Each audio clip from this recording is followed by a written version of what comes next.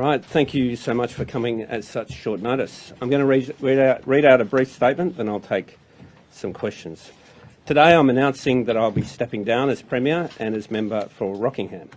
I was elected as Premier of Western Australia in March 2017, more than 6 years ago now.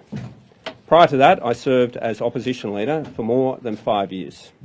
All up, I've held the privileged position of WA Labor Leader for around 11 and a half years. I've served in Parliament for 26 and a half years as either Premier, Opposition Leader, Minister, Shadow Minister, Parliamentary Secretary, and of course, as the member for Rockingham. Prior to that, I served for 3 years as a Rockingham City Councillor and Deputy Mayor. That's nearly 30 years in public life. It's been an honour and a privilege to serve the people of this state and my community over this time. It's way beyond what I could ever have imagined my career would amount to. Western Australia has provided me with the opportunity of a lifetime. As a young naval officer, when I drove across the Nullarbor in my Corolla in June 1991 to begin my posting at Garden Island, I never imagined I would one day become the Premier of Western Australia. When I was elected as Premier, I had ambitions for our state. I wanted Western Australia to become the strongest, most successful state in the nation, to become more economically diversified and have the strongest public finances, to be socially reformist with landmark achievements in conservation and environmental protection as well, to provide our citizens with quality public services and long-term infrastructure for our long-term future. I stand here today and I know our state is in the position I set out to reach. We have the strongest economy in Australia and one of the strongest in the world. We turned our finances around, returning the budget to surplus and with debt being repaid. We regained the AAA credit rating. We have the best funded healthcare, police and education services in Australia. We invested in TAFE and training, significantly reducing TAFE fees and embarking on major upgrades to TAFE campuses across the state. We secured a fair share of the GST. We're taking climate action with a massive program of national parks expansion, safely transitioning out of coal-fired power, and we are stopping the logging of our native forests. We've passed groundbreaking social reforms, including voluntary assisted dying laws, and achieved the long-held ambition of making our parliament truly democratic. We've invested significantly in a wide range of industries, creating quality jobs for West Australians into the future. We are building the economic and social infrastructure for our state's future. The biggest ever expansion of our public transport system is under construction across our suburbs. Metronet will connect communities, connect people and job and training opportunities, and deliver affordable transport options for Western Australians long into the future. We've embarked on a significant program of upgrading our public hospitals across our suburbs and our regional towns. The new Women's and Babies Hospital is fully funded and ready to be built. And the foundations are now there for WA's next major port and a new desalination plant to serve our state for the next 100 years and beyond. Plus so much more. I've loved the role. I've loved being able to deliver on our agenda for the benefit of our state. I've loved the challenge of solving problems, making decisions, getting outcomes, and helping people. But the truth is, I'm tired, extremely tired. In fact, I'm exhausted. The role of political leadership doesn't stop. It's relentless. It comes with huge responsibility that is all-consuming each and every day. And combined with the COVID years, it's taken it out of me. I'm convinced WA Labor can win and will win the next election in 2025. But I just don't have the energy or drive that's required to continue in the role as Premier, or to fight that election, which would have been my 8th election as a Member of Parliament. This job is like no other.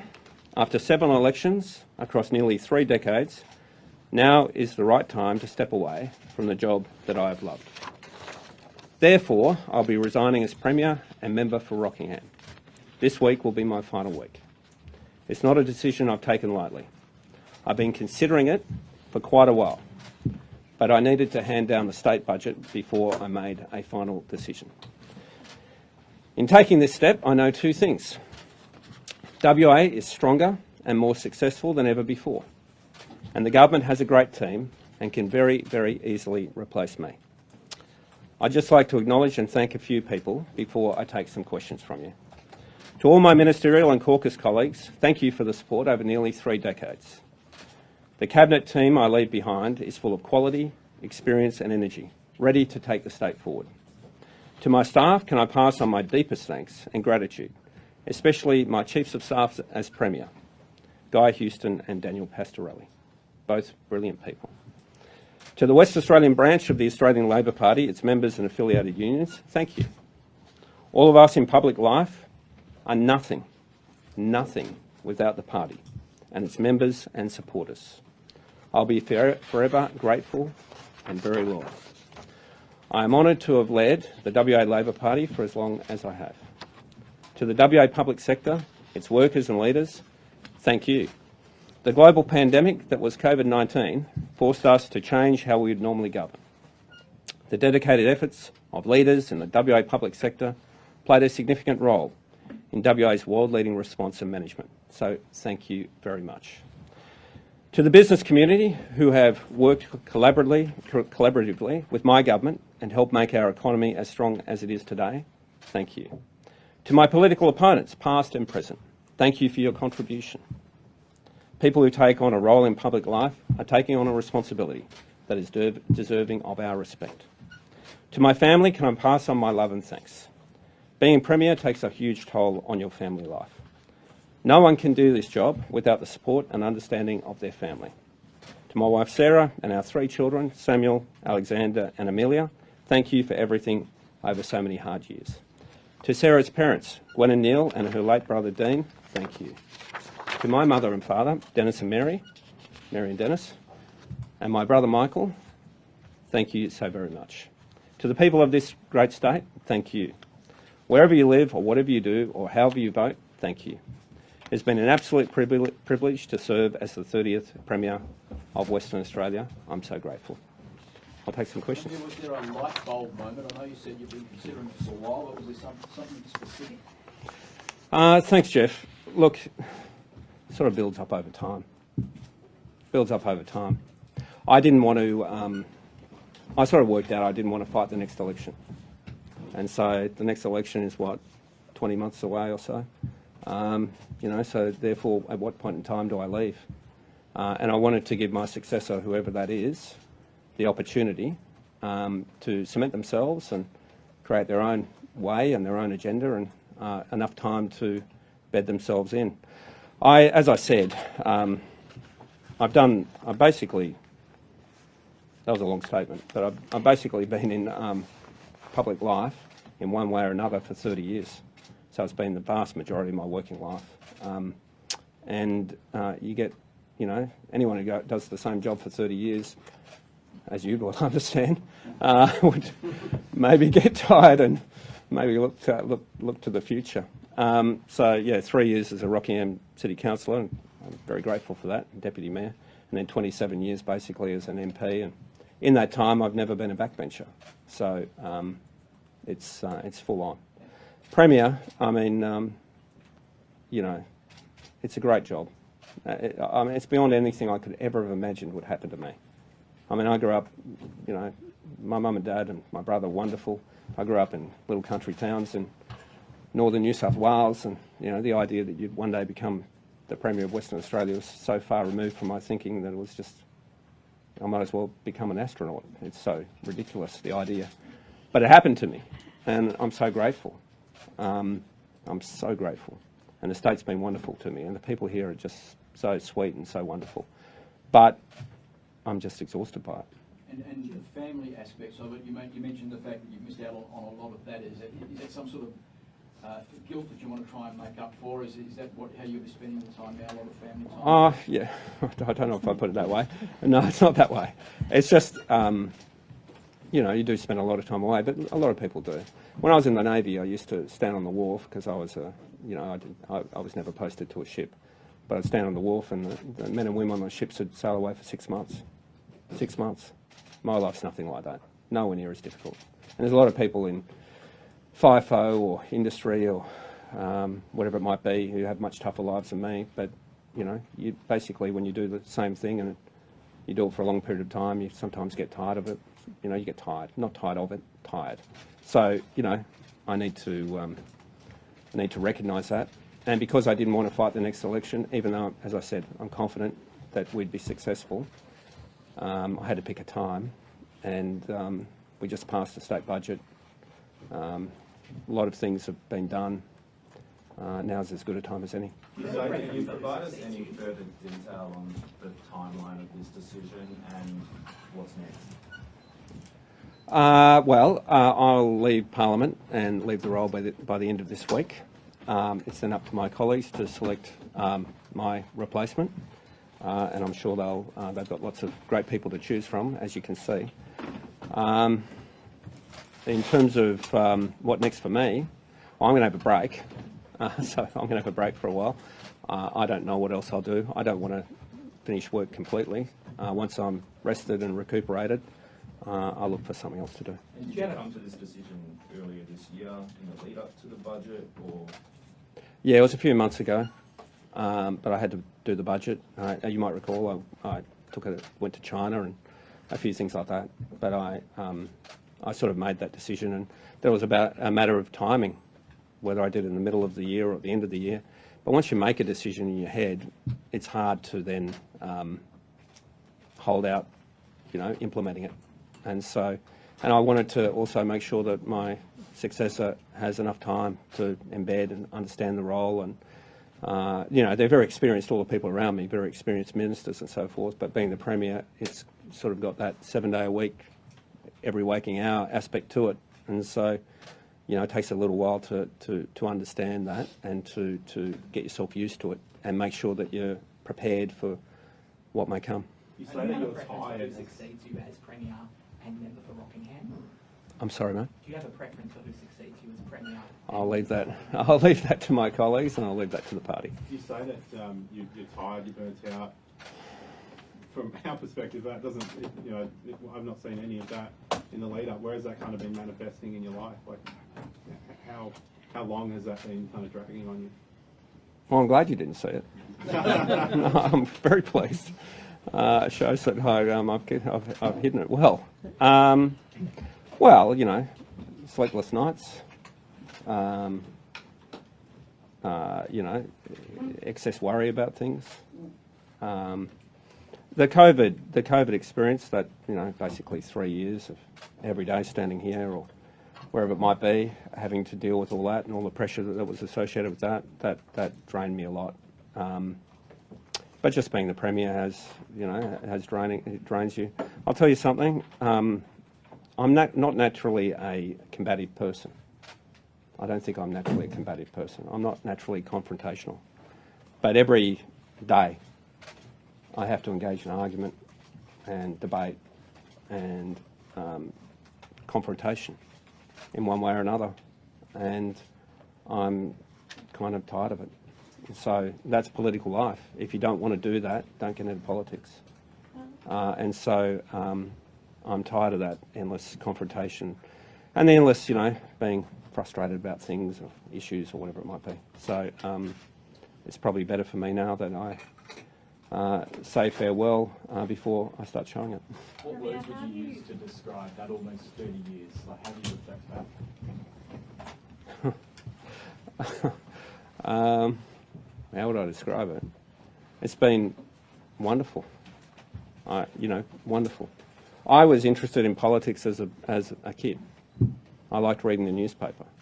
My dad in particular was a strong Labor supporter. Even though we grew up in small businesses, he always had an idea of being fair to everyone, my dad. And he was always really strong on that, and really, you know, talked about past political leaders, in particular, you know, Gough Whitlam and Bob Hawke and people like that. So I had the interest as a young guy. As it turned out, I never actually expected it to amount to anything. but it did, and I'm very grateful for that. I couldn't have imagined anything better. It's just been a wonderful experience. Done the best I can. I'm pretty much spent now, so I'll hand over to someone else. How do you think you'll be remembered? How do you want to be remembered? Well, that's for others, really. Others decide that. I'm not leaving with any regrets. I mean, there's obviously things I'd like to see through. I'd like to open some of the, new rail lines, and I'd like to see the passing of some of our legislative reform. I was talking to the Cabinet this morning, the equal opportunities laws and the gun laws and the planning laws and a whole range of other social reforms that will make the state stronger and better. But I'll be able to see it. I just won't be at the press conference, that's all. So those things are good. How do you want to be seen? I suppose as an achiever would be the main thing. Someone who made the state stronger and better.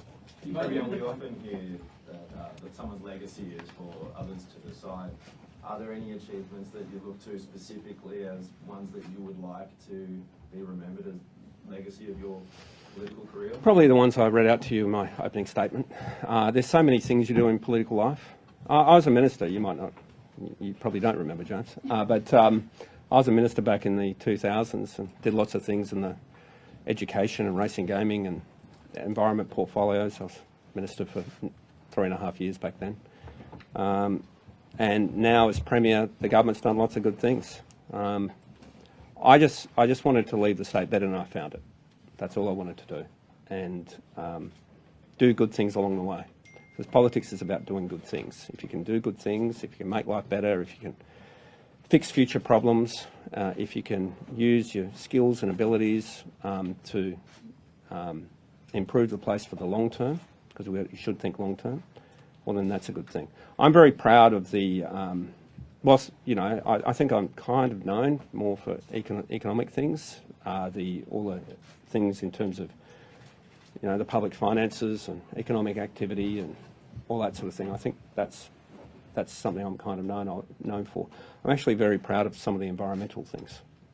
Like it's going to be 5 million additional hectares in national and marine parks by the end of this term, and not cutting down forests anymore. Very proud of that. Proud of some of the social things. We did this scheme.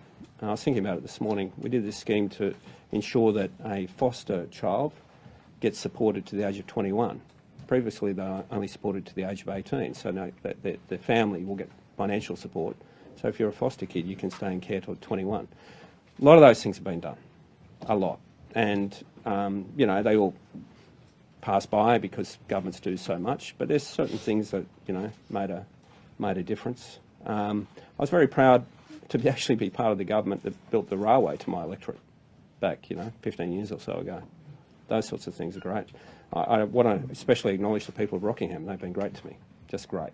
Couldn't have imagined anything more. Rockingham's just a great city and great people, and they've been very good to me. Premier, no one's irreplaceable, apparently. But most people would say that for the next election, you not being there will take some shine off the Labor Party, and that you will be a loss. I don't think that's true. There's some great people behind me, and sorry, I don't think that's true. There's some great people here, and I'm sure whoever the Premier is will do a great job. Will you be advising the new leader in any capacity? Will you be there to offer some advice or? The answer to that is I'm a phone call away. So if people want my assistance or advice, they can ring me. But I'm not going to be one of those people that, is always on the TV or calling up or harassing or any of those things. They all, they're a very experienced group. They know what to do. Just when you make your future, do you have your eyes on maybe the corporate world, an ambassadorship, maybe a Sunrise presenter? Replacing Koshy. How would I go replacing Koshy? What do you think? Would I be able to do that? I might become What do you see about you? I could become the coach of Richmond. There's a few opportunities out there. No, look, I don't have any plans, but I don't want to stop work. So I'll see what the future holds, but I don't have any plans. I've discussed it with no one. Have you had any Are you offers? leaving the? Is there anyone who's tried Well, I only to talk, announced it 5 minutes ago. No. so is there anyone who tried to talk you out of this decision? No, not really. I told some of the cabinet ministers this morning. They just said if you're tired and had enough, which I am, that's your call. And did you call on anyone for advice before making the decision? Just my family and some of my staff. Are you leaving the role, Premier, with any regrets at all? No, not really. There's always things you think you could have done better, but I don't want to dwell on those. In life, and I do this, you dwell too much on what you do wrong rather than what you do right. And so I don't want to be one of those people. I've got to get out of that mindset of thinking I should have done this better or should have done that better. Lots of us, all of us are like that, really. You're probably like that. It's not the best way to be. You should probably focus on what you've done right and not have regrets, because you can't change what's in the past anyway. Did you speak to your There'll caucus inevitably colleagues? always be conspiracy theories with announcements like these. Can you put those to bed now? There's nothing more. And this is the reasons are, as I've said. Any advice for your successor on how to avoid that being exhausted by the... Well, it's hard to do. It's hard to avoid. The thing about it is, it is all consuming. It's not a normal job. It's not a normal role. Being a minister is not a normal role, not a normal job. It is all consuming. So I can't give advice on that because I haven't been very good at balancing things. So I hope whoever my successor is better at it than me. COVID obviously had its demands, but in the year or two post that period, your government's faced a lot of criticism over Banksia Hill hospitals. Was that a different kind of work, or did that wear down on you in a different kind of way? Well, what I found over COVID was there's lots of criticism as well. So, it's just part of the role. There's endless questions and endless conflict and criticism. You just have to be prepared for that. But frankly, I don't want to deal with that sort of conflict and confrontation and criticism anymore. So I don't want to deal with that anymore. So I'm just tired and looking forward to doing something else. I'm going to wrap up in a moment. So Will caucus meet no, I will should. caucus No. meet to decide your successor before you retire? Well, that's up to them. Thank you so much, everyone. Thank you so much. Thank you. Sarah, is